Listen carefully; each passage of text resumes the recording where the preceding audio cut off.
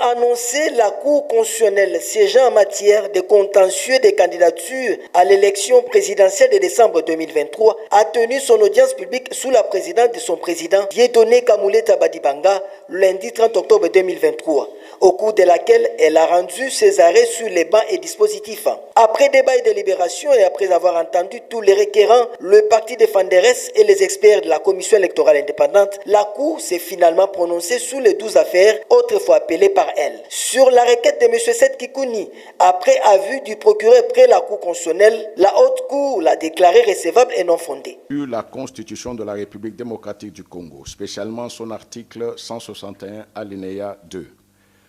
Vu la loi organique numéro 13/026 du 15 octobre 2013 portant organisation et fonctionnement de la Cour constitutionnelle, spécialement en son article 81 alinéa 2, vu la loi organique numéro 13/012 du 28 juillet 2010 portant organisation et fonctionnement de la Commission électorale nationale indépendante, telle que la Cour constitutionnelle siégeant en matière de contentieux des candidatures à l'élection présidentielle, après avis du procureur général, se déclare compétente, dit la présente requête recevable mais non fondée. Une autre affaire qui est restée pendante, c'est celle de Noël Chani contre Moïse Katumbi.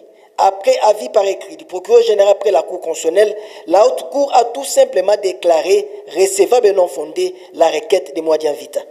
Après avis du procureur général, se déclare compétente, dit la présente requête recevable mais non fondée, dit qu'il n'y a pas lieu à des frais d'instance, dit que le dispositif du présent arrêt sera signifié à la Commission électorale nationale indépendante, aux requérants, aux partis politiques Ensemble pour la République, aux candidats contestés ou à son mandataire et qu'il sera publié au journal officiel de la République démocratique du Congo et au bulletin des arrêts de la Cour constitutionnelle.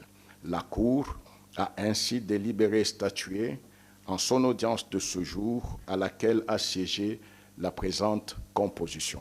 A retenu dans l'audience publique de ce lundi, la Haute Cour, par 2 de ces 12 arrêts, a repêché M. Mangila Enoch et Mme Bile Batali Joël, autrefois écartés par la santé électorale à la prochaine course présidentielle. Les arrêts de la Haute Cour étant sans appel, la liste définitive des candidats fixée par cette dernière sera transmise dans les délais pour sa publication.